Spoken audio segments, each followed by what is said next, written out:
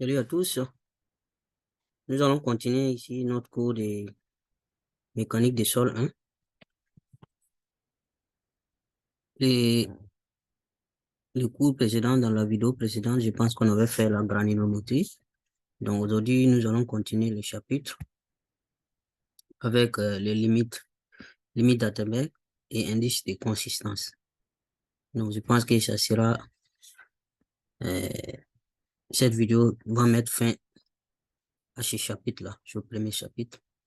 Et on va continuer avec le chapitre suivant, petit à petit, jusqu'on va arriver dans le cours de géotechnique spécialisé. Donc, allons-y. Donc, on sait que l'eau agit sur le sol. La quantité d'eau présente dans un sol, cette quantité-là, elle peut influencer beaucoup les propriétés du sol. Donc, en fonction de la quantité, que ce soit beaucoup, un peu ou trop, en fonction de la quantité d'eau dans le sol aussi, quoi, et le comportement du sol change, quoi. Voilà. Donc, non seulement il est important de savoir cette quantité d'eau-là présente dans le sol, dans un dépôt naturel du sol, mais aussi nous avons besoin de comparer ou échelonner cette teneur en eau. Teneur en eau, quand je dis teneur en eau, je pense que ceux qui ont suivi eh, les vidéos précédentes, ils savent de quoi je parle. La teneur en eau, on a vu la formule et tout ça. La teneur en eau par rapport à des comportements standards. Voilà. Donc, c'est ce qui explique et où donne les limites d'Atterberg. Voilà. Donc, lui, Atterberg, c'est celui qui a proposé ce genre de choses, les chercheurs qui a proposé ça. Donc, les limites d'Atterberg sont des teneurs en eau. Donc, avant tout, ce sont des teneurs en eau. Donc, ces teneurs en eau correspondent à une certaine limite ou critique ou état critique du sol.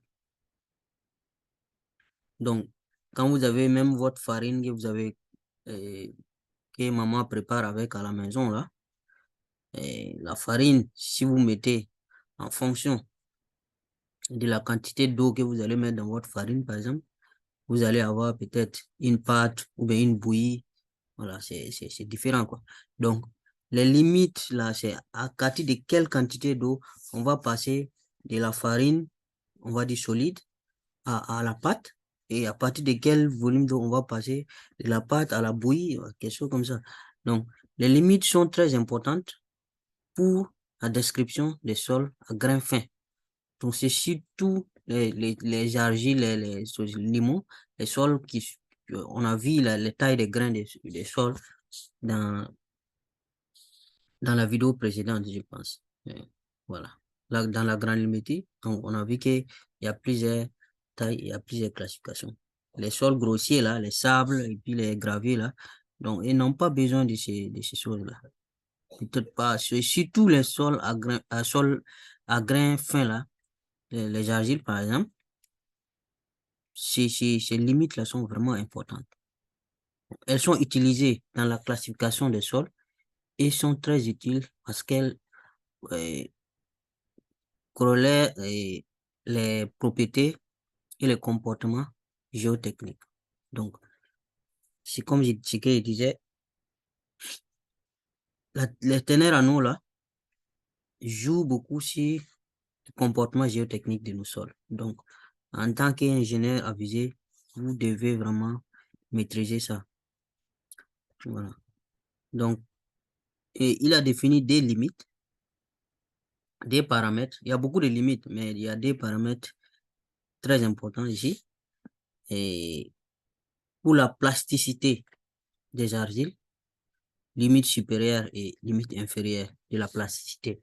C'est-à-dire, c'est comme ce que je viens de dire là, par exemple, quand vous mettez votre farine, ça est en poudre, à quel moment ça va passer de poudre en pâte. Donc, maintenant, quand ça passe de poudre en pâte là, la limite, la quantité d'eau limite là, il faut continuer à ajouter beaucoup d'eau encore pour que ça passe des pâtes en bouillie. Ça passe pas directement de la pâte en bouillie. Il faut ajouter. Donc, il y a une certaine quantité là. Ça veut dire que quand vous passez de la poudre dans la pâte, vous pouvez toujours ajouter de l'eau et vous êtes toujours à l'état de la pâte. Donc, si vous ajoutez, jusqu'à un certain moment encore, ça devient de la bouillie. Donc, vous voyez qu'il y a des limites. L'état des pâtes là est encadré par des limites. La limite qui sépare de la pâte à la farine et la limite qui sépare de la pâte à la bouillie. Donc, c'est ça, on parle des limites supérieures et limites inférieures. Donc, on a beaucoup de limites. Voici les limites là. Donc, limite supérieure d'un écoulement visqueux. Supposons qu'on prend un sol comme ça et le sol là, quand vous entendez écoulement, vous voyez que ça, c'est comme l'eau, on dit que ça coule. Donc, mais ici, c'est pas vraiment les choses. Ça se coule, mais visqué. Visqué, ça veut dire c'est comme de la bouillie, quoi. Voilà. Donc, à, à quel moment cette limite-là, on dit limite supérieure, les choses d'écoulement visqué. Donc, on va passer là-bas. Maintenant, si l'eau, là, on diminue la quantité de l'eau de cette bouillie, là, par exemple, vous voyez, de la boue, par exemple, je vais dire de la boue, par exemple. Donc, limite de liquidité, c'est la limite inférieure d'écoulement. Donc, quand on va faire ça, juste avant de passer, au fur et à mesure que vous diminuez la quantité d'eau, la teneur en eau, et votre sol devient de plus en plus moins visqueux, c'est-à-dire ça devient de plus en plus solide, si je vais dire, on peut dire ça comme ça. Donc, il y a un certain moment où le sol n'est plus liquide du tout. Ce n'est plus liquide. Donc, c'est ça, limite liquidité, limite inférieure d'écoulement, de l'écoulement. Donc, à chaque état là, il y a des limites en fait. Chaque état est encadré par des limites. Donc, encore, pour continuer de diminuer l'eau, toujours, vous allez voir qu'il y a limite de cohésion. Les grains là cessent de se coller. Donc, plus vous enlevez l'eau, après, la limite euh, de plasticité, limite inférieure de l'état plastique. Donc, l'état plastique, c'est-à-dire l'argile, vous pouvez étirer ça, malayer ça comme ça. Et comme les gens qui utilisent l'argile pour faire des objets d'art, là. Ouais. Après, limite de retrait, limite inférieure de changement de volume. Comme quand vous allez, par exemple, quand l'eau part, vous voyez, à un certain moment, vous allez voir qu'au fond des marigots ou bien des rivières, au moment où l'eau part, là, vous allez voir ces gens, le fond du marin, là, c'est comme ça. Donc, les retraits, là, quand l'eau, les retraits, on trouve ces fichiers, là. Donc, c'est ça, on parle des limites de retrait. Quand ça continue toujours de sécher, voilà, de la pâte, c'est-à-dire de l'état plastique, là, si ça continue toujours de sécher, donc on part maintenant à ça. Donc, quelle est la limite pour que on ait ça là? Maintenant, après, si ça sèche encore beaucoup trop encore, après ça, donc on va parler des limites d'adhérence. En ce moment, ça devient comme, je vais dire, votre argile devient comme de la poudre, par exemple. Voilà. Voilà, limite où argile, argile cesse d'adhérer. Donc, l'indice de plasticité là est la gamme de teneur en eau où le sol est plastique. Donc, la gamme, c'est ce que je viens d'expliquer, l'intervalle, la teneur en eau où c'est plastique. C'est comme ce que j'ai expliqué avec la farine là. Donc, l'intervalle entre les limites supérieures et inférieures là, de l'état plastique là. Donc, c'est ça, on va dire, indice de plasticité est la gamme de teneur en eau où le sol est plastique. Donc, Si vous connaissez cette gamme-là, cet intervalle-là, vous savez que voilà, si je dépasse cette teneur en eau, mon sol va passer ne va plus être plastique ou va basculer. Donc, en tant que chef de santé ou bien directeur de travaux, ingénieur sur les santé, vous devez savoir quelle quantité d'eau vous allez dire aux gens sur les chantiers d'utiliser. Voilà, parce que vous savez les conséquences que ça va engendrer. OK. Donc, ces limites-là ont été standardisées. Donc, standard. Quand on dit standard, c'est pour que tout le monde entier puisse utiliser. On se dit, voilà, unité de mesure standard.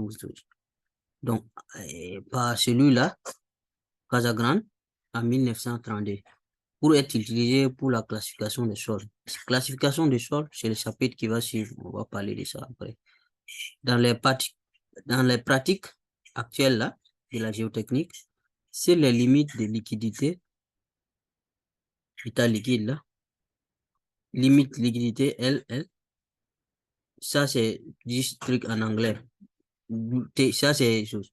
Teneur à nous, c'est du water limit.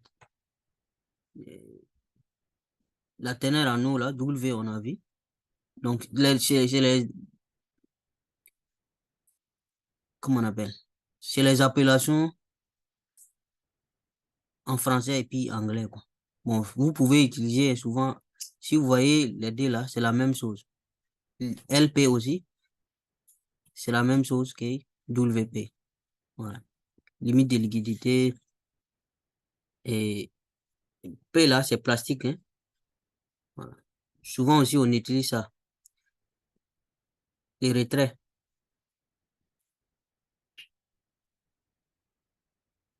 Donc, les limites sont des teneurs en eau correspondant à un état où le comportement du sol change.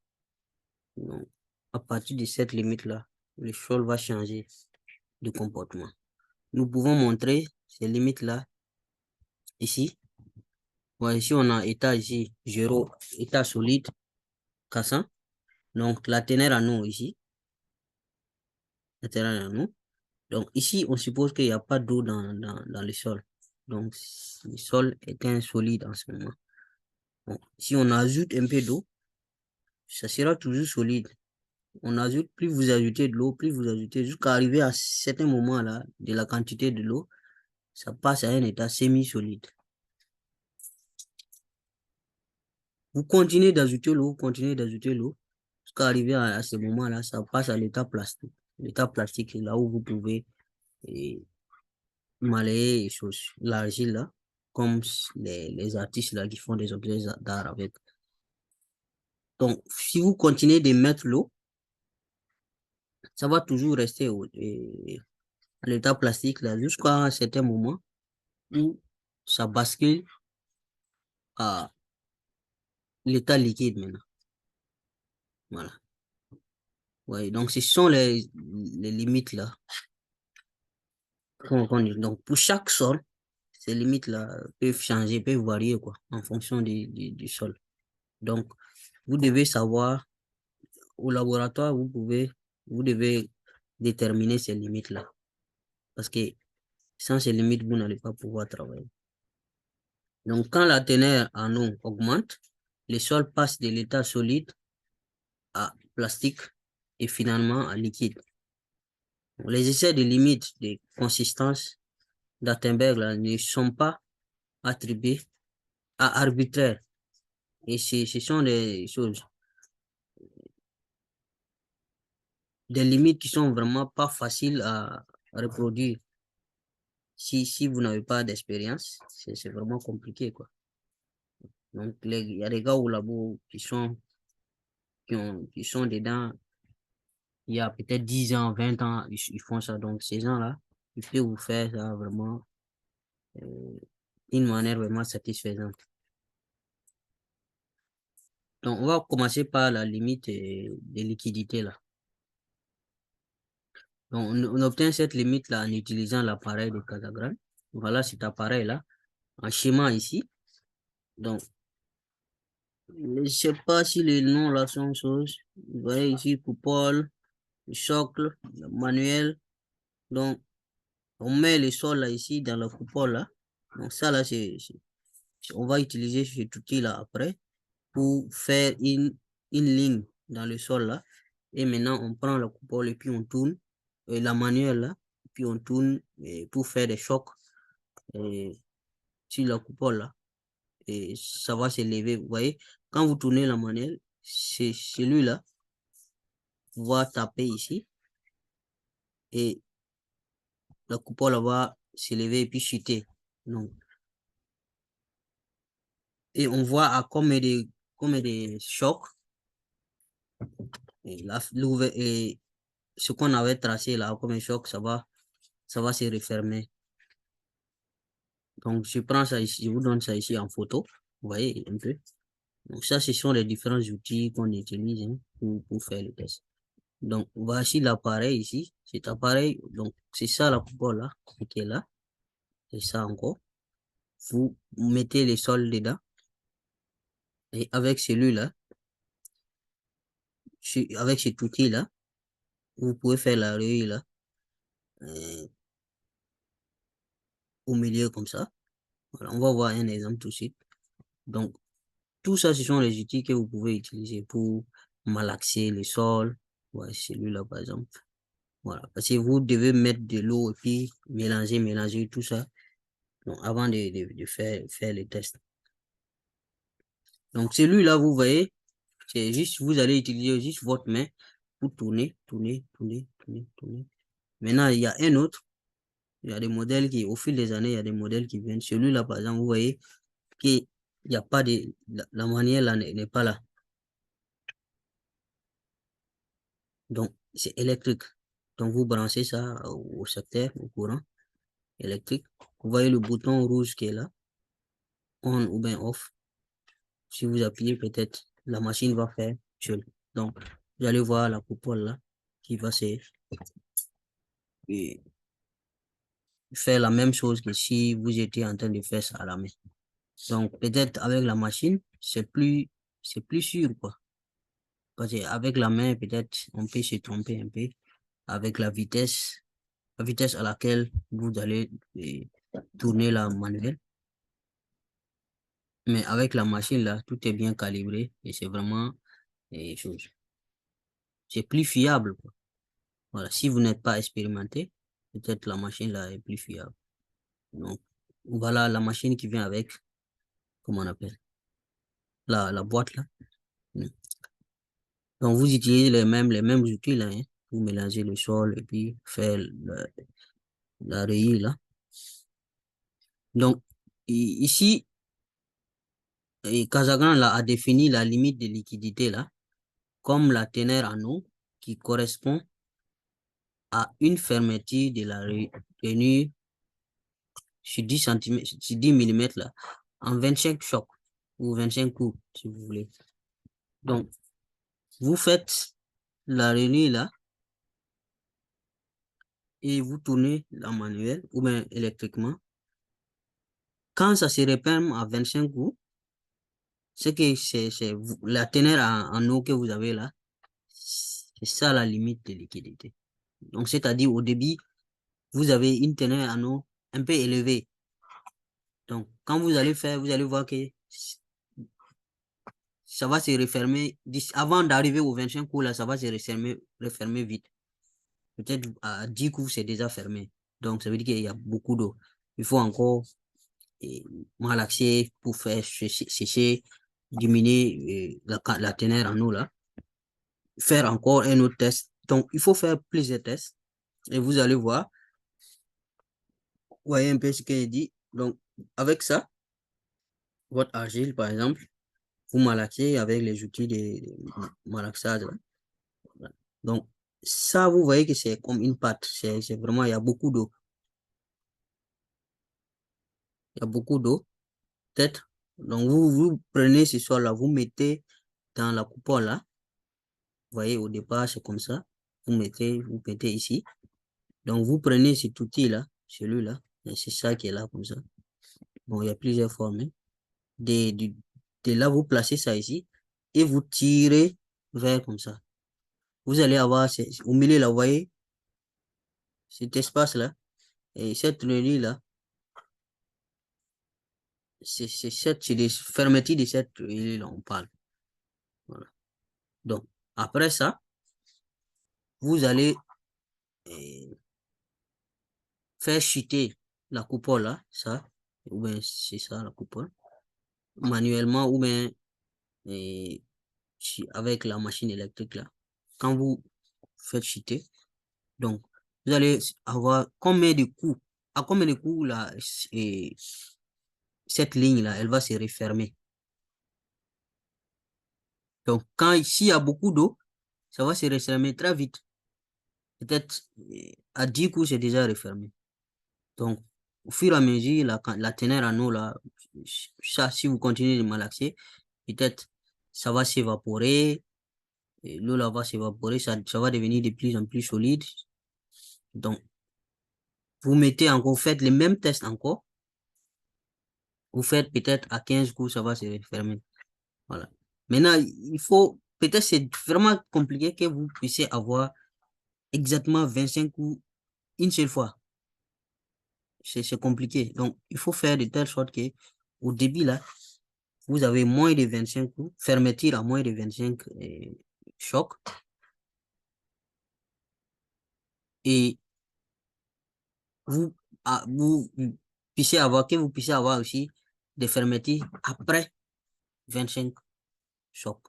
Donc là, vous pouvez en ce moment utiliser vraiment plusieurs points pour dire que voilà, normalement, 25 coups là, ça devait se trouver là.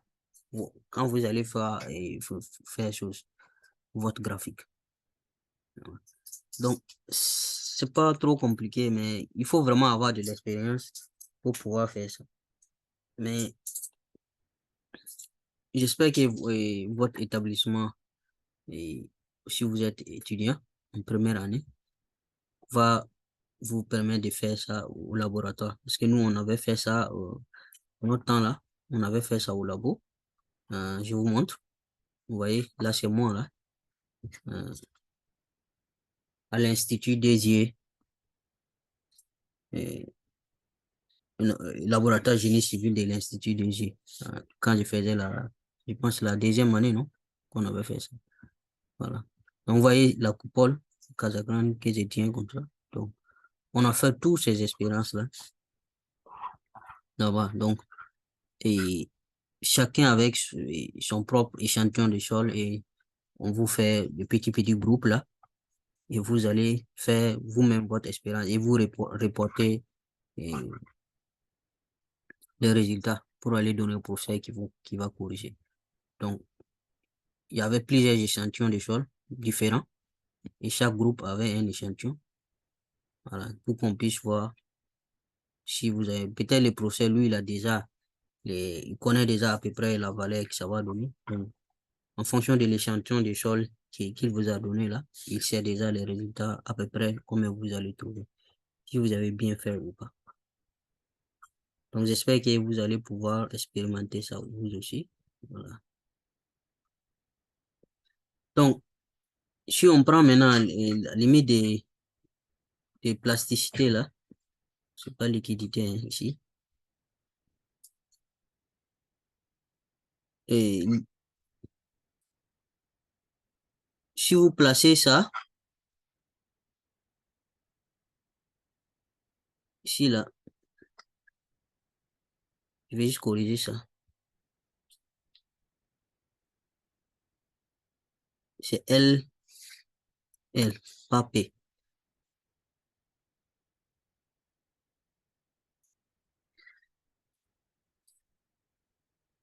Donc, si on porte sur un graphique semi-logarithmique, l'axe horizontal est logarithmique, à échelle logarithmique, la teneur en eau là, en fonction du nombre de chocs, nombre de coups, nous pouvons obtenir une ligne droite qu'on va appeler courbe d'écoulement. Voilà ce que je disais là. Vous faites de telle sorte que vous avez peut-être avant des fermetures avant 25 et des fermetures après 25 coups. Donc, en ce moment-là, vous pouvez dire que voilà, c'est à peu près, hein, vous pouvez faire ça avec Excel et la courbe de tendance, là, vous pouvez placer comme ça. Vous pouvez même trouver l'équation de cette courbe-là, si vous voulez, avec Excel. Donc, en ce moment, vous pouvez déterminer, voilà, à 25, là. Vous voyez que là, il y a la teneur en eau. Donc, peut-être au début, la teneur en eau était élevée, vous voyez. Le premier, là, ça n'a même pas fait 15 coups, je pense. Donc, 10 coups, autour des 12, je ne sais pas combien. Et il y a la fermeture déjà. Donc, après, ça diminue. La teneur en eau, 47, comme ça, vous avez le nombre de coups. Voilà, ainsi de suite. Et vous tracez ça. Donc, cette courbe-là, c'est ça qu'on appelle courbe d'écoulement. Donc, l'intersection de cette courbe avec les 25 chocs là, vous voyez, 25 ici, vous faites l'intersection et vous lisez la teneur en eau correspondante. C'est cette teneur en eau là qui va nous permettre qui va nous donner la limite des liquidités. Donc, limite de liquidité là, on peut avoir avec cette relation là aussi. N, N qui est chose, nombre de chocs, nombre de coups sur 25. La tangente, la pente là, la pente de la courbe d'écoulement, donc on fait la tangente de la pente. Et ici, c'est la teneur en eau correspondant WN correspondant au N ici. Voilà. Donc, on peut avoir la teneur en eau là, liquide ici. Teneur en eau qui correspond à la limite de liquidité là, avec ça. Donc, on passe maintenant à limite de plasticité là. On a fini avec liquide, on passe à plastique. Donc, l'essai des limites de plasticité là est plus arbitraire et a besoin d'un peu plus d'expérience pour arriver à des résultats. Donc, il faut vraiment quelqu'un qui est expérimenté pour donner des bons résultats. Donc, la limite de plasticité là, elle est définie comme teneur en eau et des ficeaux qui se brisent en petits morceaux de 10 à 20 mm de long au moment où son diamètre atteint 3 mm. Voilà ça un peu comment on obtient ça. Donc, vous faites une boule, vous voyez, avec le sol. Vous voyez que là, nettement, il y a moins d'eau que la pâte qu'on avait précédemment quand vous voulez déterminer la limite de liquidité là. Donc, vous faites une boule comme ça et vous prenez la boule là, vous roulez, roulez, roulez, roulez. Bon, il y a d'autres qui utilisent leurs mains, comme ici là. Il y a d'autres qui utilisent du bois, petite planche comme ça. Et puis, ils roulent, ils roulent. Donc, quand le fichot là va faire 3 mm, mais de diamètre, hein. Bon, la longueur doit être à peu près dans les 10 cm là. Voilà, vous voyez, la longueur, 10 cm. 10 à 15 cm comme ça. Ça doit être 10 à 15 cm. Maintenant, vous voyez que les petits morceaux là, quand ça va se casser, on dit quoi, 10 à 20 mm de long, les petits morceaux. Voilà, quand ça se casse comme ça. Donc, quel est l'état qui va nous permettre d'avoir ça? La teneur en eau qui va nous permettre d'avoir ça. C'est cette teneur en eau là. Et c'est la limite de plastique. Vous voyez que c'est vraiment compliqué. Si vous n'avez pas d'expérience, c'est vraiment compliqué. Donc, si le sol peut être roulé jusqu'au diamètre de 3 mm, il est trop humide. Un diamètre qui est plus petit que 3 mm là. Si c'est plus petit que 3 mm, il y a trop d'eau dedans. Donc, ça veut dire qu'on est au-dessus de la limite de plasticité. Si maintenant, s'il casse avant d'arriver les 3 mm, c'est-à-dire que nous avons dépassé la limite de plasticité. Le sol est trop sec. Voilà. Si c'est trop sec, vous ne pouvez pas rouler ça, que ce soit très petit, à des diamètres très petits. Donc, avant même d'arriver au diamètre de 3 mm, là, ça va se casser. Donc, c'est vraiment complexe, ce truc. Donc, en ce moment, il faut vraiment avoir de l'expérience pour pouvoir faire ça de telle sorte que vous ayez les 3 mm là et ça se casse à 3 mm avec des morceaux de 10 ou 20 mm de long. Donc, les procédures, là, on peut les trouver hein, avec les standards américains et les standards français. Enfin, voilà là où on peut trouver les procédures. Donc, et Atterberg a aussi défini ce qu'on appelle l'indice de plasticité, IP, donc, qui décrit la gamme de teneur en eau dans laquelle le sol est plastique. Donc, vous faites limite des liquides là, moins limite plastique là. Voilà. Donc, c'est l'intervalle, le fameux intervalle dont je vous parlais. Cet intervalle-là très important. Donc, indice de plasticité, ça fait limite de liquidité moins limite de plasticité. Cet indice est très utilisé pour classifier et faire la classification des sols fins. Voilà. Et d'autres corrélations empiriques hein, peuvent être faites à partir de cette valeur. Donc, on va voir après comment on peut utiliser cet indice-là. Toutes ces mesures sont faites sur des échantillons qu'on a remaniés, été passés à l'étive et malaxés.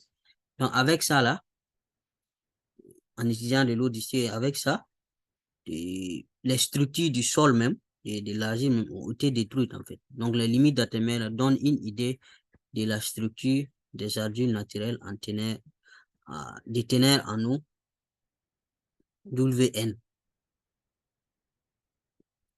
Pas le calcul de ça, là. Indice de consistance. Donc, vous faites limite de liquidité moins WN, on vient de déterminer ça. Ténère en eau WN. Structure des argiles naturelles. C'est-à-dire la teneur en eau naturelle. On calcule ça. Voilà. Donc, ici,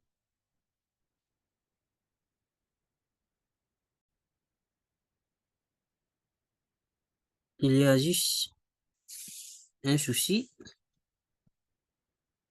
On devait avoir ici, là.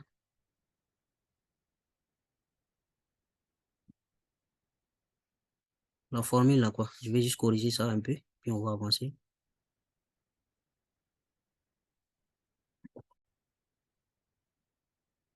Voilà, ça devait être IP ici, en bas ici. Donc, l'indice de consistance, là, limite de liquidité moins limite et teneur en eau naturelle sur IP. IP, là, on vient de juste de définir ça plus haut. Hein.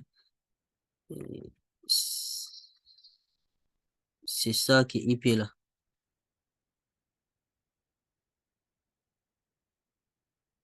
Voilà, on vient juste de déterminer IP, là. Les limites de liquidité moins limite de plasticité, là. Voilà, donc on va utiliser ce IP, là pour calculer l'indice de consistance. Et la teneur en eau, limite de liquidité moins limite teneur en eau naturelle, c'est IP. Donc, indice de liquidité, voilà, IN, teneur en eau naturelle moins limite de liquidité de plasticité divisé par IP. Vous voyez que le IP là est important. Donc, le W1 là, comme je le disais, c'est la teneur en eau naturelle du sol. Donc, la valeur de l'indice de plasticité ne dépend pas seulement du pourcentage d'argile, mais aussi de la typologie des minéraux argilés et de la typologie des cations absorbés. Donc, on peut avoir deux argiles qui ont le même pourcentage hein, de particules, les mêmes pourcentages de particules argilées et qui présentent des valeurs de IP différentes, indice de plasticité là, différentes. Donc, le tableau ici là donne quand même la consistance d'un argile, par exemple. Vous voyez les valeurs là. Donc, fluide, plastique, les différentes consistances, quoi. Donc, en fonction de la valeur de IC, de cet indice-là, indice de consistance-là, on va dire que c'est fluide. Si c'est inférieur à 0, on va dire que c'est fluide. Compris entre 0 et 25, on va dire que c'est fluide plastique. Compris entre 0,25 et 0,50 mol plastique. Voilà, jusqu'à voilà, semi-solide et solide. Donc, ça vous permet de savoir un peu la consistance du sol. Donc, en 1953, ce chercheur-là, Kepton, a défini ce qu'on appelle l'activité A d'une argile. Voici l'activité là. A égale à IP. Vous voyez qu'on a IP ici. L'indice de plasticité là est divisé par le pourcentage d'argile. Donc ici, la fraction d'argile est définie comme le pourcentage en poids des particules de sol inférieures à 2 micromètres. Particules de sol inférieures à 2 micromètres. Donc la taille là, voilà, des particules. Donc si on a l'activité qui est entre 0,75 et 1,25, on dit que c'est normal. Donc si c'est inférieur à 0,75, on dit c'est inactif. Supérieur à 1,25, c'est actif. L'activité peut être utilisée pour la classification des sols et pour des corrélations avec propriétés géotechniques. Les sols fins peuvent être classifiés selon les cartes de plasticité. Cette carte-là, on peut les classer en utilisant ça. Mais on va voir juste ces classifications de sols là encore après. Donc, vous utilisez votre IP ici, cet axe-là, et limite de liquidité ici. Donc, en fonction de ça, vous pouvez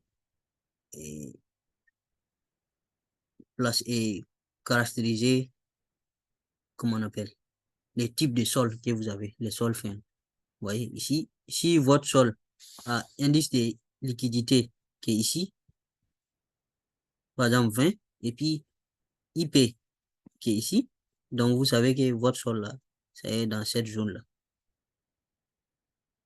Attention, limon inorganique là, c'est ici, hein, c'est dans ce petit espace-là. Donc dans cet espace-là, c'est argile inorganique, basse, basse plasticité. Voilà. Donc, si maintenant, votre sol limite de liquidité est dans cet espace entre 30 et 50, et ça se trouve que IP là, son IP est ici là, forcément, voilà, on dit que c'est argile inorganique, moyenne plasticité. Voilà, c'est comme ça, quoi. Donc, on demande de classifier les sols. Donc, quand vous dit sur les chantiers que, voilà, les sols là, c'est chose, argile inorganique, haute plasticité, donc, vous savez déjà, voilà, là où ça va se trouver, peut-être c'est dans cette zone-là. Limite de liquidité est supérieure à 50. Mais attention, hein, en fonction de ça, la courbe là, vous voyez la courbe, cette zone, c'est pour ça, limon organique, très compressive et argile organique. Maintenant, cette zone-là, c'est ça qui est là. Limon inorganique, déformabilité moyenne et limon organique. Maintenant, cette zone, voilà, c'est argile inorganique, moyenne plasticité. Donc, j'avais déjà dit ici les petits triangles qui est là, c'est pour ça. Limon inorganique, basse déformabilité. Voilà. Maintenant, cette partie-là, ici, c'est les argiles inorganiques, basse plasticité. Donc, classification. Donc, je pense que c'est tout pour ce chapitre-là et pour cette vidéo aussi. Donc, le prochain chapitre, c'est on va parler des classifications des sols. Chapitre numéro 3. Donc, et on va peut-être faire quelques exercices sur ça après, avant de passer au chapitre. Ou bien peut-être c'est pas trop important. Je pense que l'essentiel est déjà expliqué ici, comment on obtient les limites et comment on peut les utiliser, voilà, dans la classification des sols. Ici, c'est la classification des sols là qui va nous amener vraiment à déterminer euh, les choses, les travaux sur les chantiers. Donc, si vous avez affaire à ce type de sol, vous devez savoir quel genre d'engin même vous allez utiliser sur votre chantier ou quelles sont les différentes procédures que vous devez faire. Si vous travaillez avec de l'argile, du sable, donc la classification des sols, dans le chapitre suivant, on va voir et comment on utilise ces différentes limites d'Attenberg là et les, la courbe et choses, la granulométrie on va utiliser celle-là pour faire classifier les différentes choses. Donc, je vous remercie beaucoup et, et je vous invite vraiment à vous abonner à la chaîne YouTube pour ne rien rater, quoi. Voilà. Donc, on se retrouve, Inch'Allah, dans la prochaine vidéo avec peut-être un nouveau chapitre. Merci beaucoup.